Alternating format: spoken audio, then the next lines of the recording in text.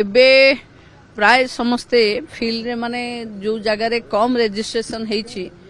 बेसी रिजेक्शन अच्छी से जगह को स्पेशल फोकस दूची विभाग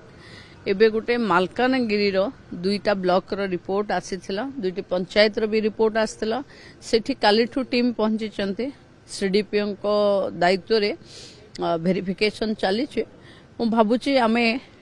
15 दिन भितरे प्राय वेरिफिकेशन हेई जिवो जो माने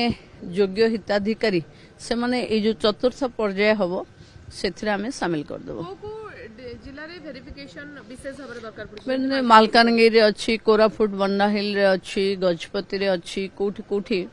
अप्लाई कला बळे जेतबे प्रथमे सर्वर डाउन हेतिला सेतबे जो माने अप्लाई करथिले से माने आ द्वितीय थर बोधे करी नाहंती से मानकर बहुत जगह रे रही जाइछे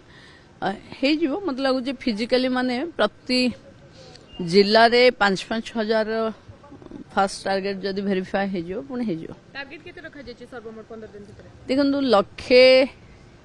6000 लक्षे सॉरी कोटी 6 लाख एप्लीकेशन अछि सेथिरे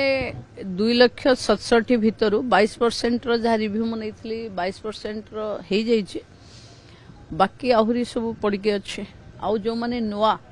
जहाकू एई मासरे 21 हेला से भी नुआ अप्लाई करिवो से भी पाइबो।